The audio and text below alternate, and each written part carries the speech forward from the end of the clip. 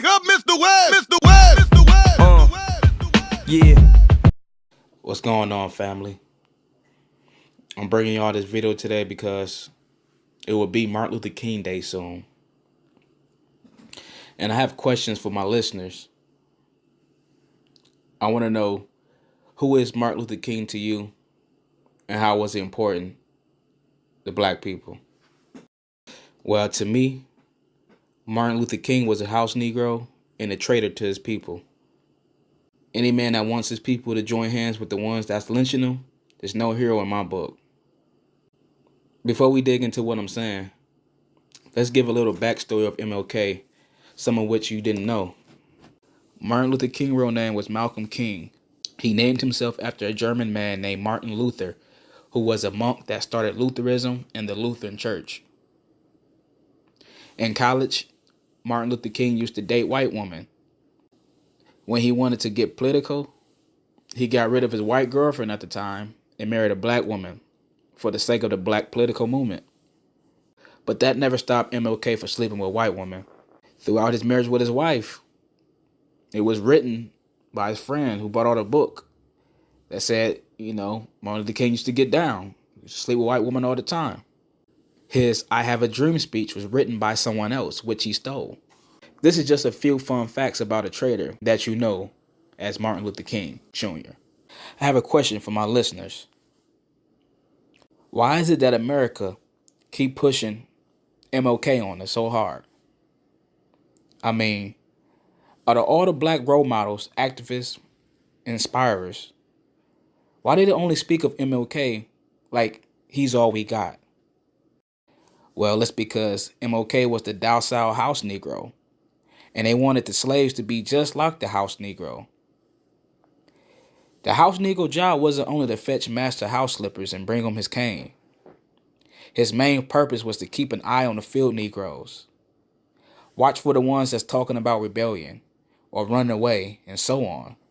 The only way a field slave could make it into the big house was only if they was the best slave on the plantation. That means he had to honor master and only him. He had to turn his back on his fellow slave brothers and sisters. Massa didn't choose his house Negro by his hard work in the field. He went off the honor and loyalty the slave showed him. He wanted the slave to look up to him like he was the white Jesus himself. Massa wanted to know if he could trust that slave when he sleep. Could he trust that slave enough to warn him about a field Negro that spoke ill or was planning a revolt? Massa wanted all the field Negroes to look up to the house Negro so they can all have that I want to be like him, so can I make it to the big house mindset. It was a purpose why Massa treated the house Negro better than the field Negro. He didn't treat the Negro like a friend. He just treated him a little better than the field Negro.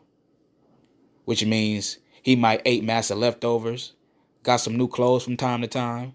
Massa wanted to show the field Negroes you could be like the house Negro if you only showed loyalty to him and only him. And that indoctrination was real. Why else do you think a lot of slaves chose to stay with their slave master after slavery was abolished in 1865? The same thing goes with a manager choosing a supervisor. They're going to pick someone that they feel they can trust. Somebody they can trust to be over a certain group of people. They're not going to pick a person that they feel got ties with other coworkers, or somebody that can show favoritism. It's not always about the work. That's why you got a lot of people saying, how that person get the job? Or how he get that position? That's because they know that person's not a hard worker. But the manager gave that person a position as a supervisor because he can trust them to be over a certain group of people. Now fast forward to 2020. We still want to be in the big house. Martin Luther King Jr. had to be pushed on black people as a hero so the fellow slaves can fall in line and adopt this I love my oppressor no matter what they do mentality. Black people always want to talk about how they love Jesus or how they love MLK, but hate their own brothers and sisters. You can't stand your coworkers or your neighbor. Let me ask y'all another question. Who is the white people MLK? Who is their hero or role model that preached and showed nonviolence to their enemies? Y'all give up? That tells you right there that the MLK push is another plantation indoctrination. Martin Luther King Day can't be that important because everybody still got to go to work and the banks are still open. That lets you know America don't really honor Martin Luther King Jr. It was just an indoctrination push. Now, on the other hand, on Columbus Day, everything is shut down. White people is off work. I can't even go to the bank if I needed to. Why? Because America honor their heroes. They don't care that Columbus and his people killed and enslaved millions of natives and stole their land. The Spaniards raped, robbed, and slaughtered. That is what they were known for. White Americans honor their hero with a salute every Columbus Day. Every white hero was a war criminal or terrorist. From Columbus to the presidents that's on the American dollar bill. From Lincoln to Benjamin Franklin. Psalm 73, 6-9 say, Therefore pride compasseth them about as a chain. Violence covereth them as a garment. Their eyes stand out with fatness. They have more than heart could wish. They are corrupt and speak wickedly concerning oppression. They speak loftily. They set their mouth against the heavens, and their tongue walketh through the earth. Andrew Jackson is on a $20 bill. Before Andrew Jackson became president, he served in the military, where he later became a general. Do y'all know that Jackson also led the Trail of Tears? If you guys don't know about the Trail of Tears, I suggest you go look it up. It involved the Native Americans. It's basically how, white people kept stealing land from the natives and making them relocate. That's how America acquired most of their states. That's also how the natives ended up being on the reserves, which they are living on today, which look like ghettos. The natives had to walk miles during the relocation, and the travel also became deadly. There were native women that just gave birth, which had to walk as well. And when the woman was moving too slow, Andrew Jackson took the newborn babies and bashed their heads in. Thousands of natives passed from that deadly travel, and thousands of miles were walked. You think Americans don't know the crimes of their forefathers? Americans know the crime of their forefathers, but that won't stop them from celebrating and honoring their heroes. Black people have to honor coons, and a white man have to honor murdering savages. So again, family, I'll ask y'all, who is the white MLK? Who is the white hero that preached and showed nonviolence to their enemies? They tell black people to be more like MLK. Well, who can we tell white people to be more like? Integration was an experiment that should never happen. Look at the state of black people today. What have black people gained since integration? Do y'all know that we're in a worse state since integration? We're in the worst state that we ever been in since we've been in America after integration. MLK was used as a pawn for us to integrate, and I'll tell you why. I'm sure we all know, or we should all know about Tulsa, Oklahoma, aka Black Wall Street. There was a lot of black neighborhoods like Tulsa, Oklahoma. Tulsa, Oklahoma is just famous because, of the crimes that happened to our people. Black people started to do what every other nation would do, stay and build with their own people. In Tulsa, Oklahoma, it took over a year for the black dollar to leave that neighborhood. Now in 2020, our black dollar leave our hands as soon as we touch it. During segregation, we had only us to deal with, so we only dealt with us. That integration shit just went back to what I was saying about massa and indoctrination of the field slave. We thought what the white man had was better. We wanted to sit on massa toilet. We wanted to go to massa schools and get massa indoctrination. Massa education. We wanted to dine in massa restaurants and eat what massa was eating. Black people wanted to sit in an all-white diner so bad.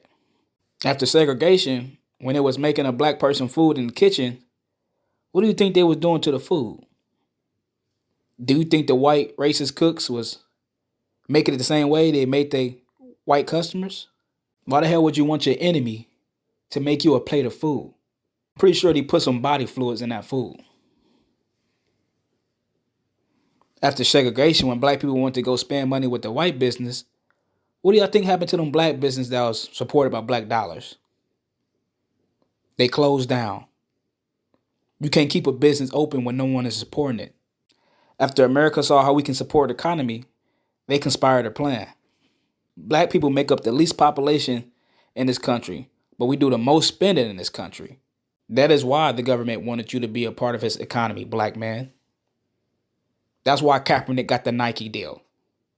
It wasn't because Nike liked it Kaepernick or he understand about Black Lives Matter or black people getting killed by police. No. They knew that niggas spend money and niggas gonna buy Nike once Kaepernick got signed. Why else you think the Nike stocks went up after Kaepernick got the deal with Nike? All they see is dollar signs. Integration was about getting your black dollar. It wasn't about you being treated equal. If that's the case, then why are black people still marching and dealing with the same injustice we did when MLK was alive? It's been over 60 years and nothing has changed. If something has changed, then feel free to comment and tell me. We're still at the bottom in this country. We're still getting lynched. We're still getting no justice in the courtroom. We damn sure don't get the same judicial treatment as a white man. We're still getting terrorized and killed by the police. Black people are treated like the gum at the bottom of a shoe. Notice I didn't say we're treated like animals, because we all know the white man loves animals because he's an animal himself. If a white person see a hungry dog walking, they're going to bring that dog home and nourish him back to health. Or they're going to call Humane Society to get the dog some help. Now, on the other hand, when they see a nigga with a "I'm homeless" sign, they're going to drive past that fool like Jeff Gordon. After integration, Martin Luther King was no more of a use to them, so they killed him. MLK loved to sleep with white women, even after he married his black wife. His friend even came out and wrote a book about it. It was rumored that he even had a white woman in the same hotel that he was killed at. Zechariah 10:2 says, "For the idols have spoken vanity, and the diviners have seen a lie, and have told false dreams. They comfort in vain. Therefore they went their way as a flock. They were troubled, because there was no more shepherd. My anger was kindled against the shepherds, and I punished the goats, for the Lord of a host hath visited his flock, the house of Judah, and have made them as his godly horse in the battle." Jeremiah 23:25 says, "I have heard what the prophet said. That prophecy lies in my name, saying, I have dreamed, I have dreamed. How long shall this be in the heart of the prophets that prophecy lies? Yeah, they are prophets of the deceit of their own heart." That dream Martin Luther King had was his own dream. It wasn't a dream God gave him. That's not what the Bible said. God told us to be holy, which means to be separate. And he chose us to be a special people over other nations.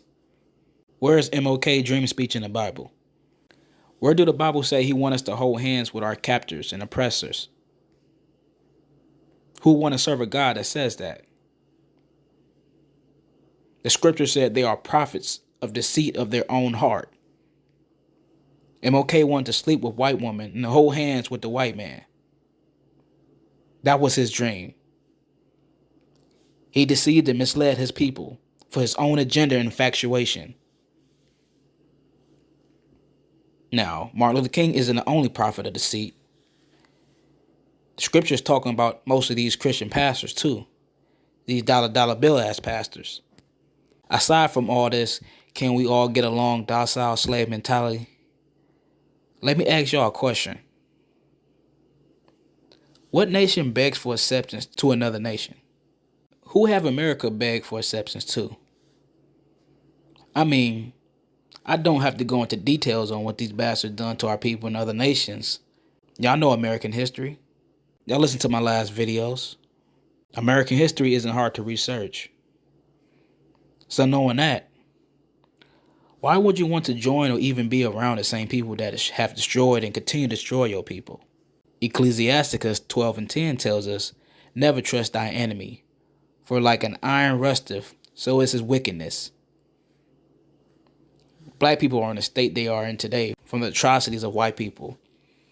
Will y'all tell a battered woman suffering from physical abuse to join hands with her abusive husband? Will y'all tell a cat that's getting attacked by a pit bull to come together with the dog? So how is that any different with black people? Y'all won't tell a so-called Jew to hold hands with a Nazi or even a German citizen. America dropping bombs on Iran as I speak. Why the white man won't hold hands with the Arabs? So why the hell would you tell us to hold hands with our enemies and oppressors? We want to talk that let's get along BS, but we act like we never had a former bad relationship we had to get out of. To this day, y'all got that person exiled from all communications. And if you never talk to that person again, it would be too soon. Black people didn't have to join hands with the ones that destroyed them and slaughtered them just to get human rights in this country. It's a Chinatown in every city in America.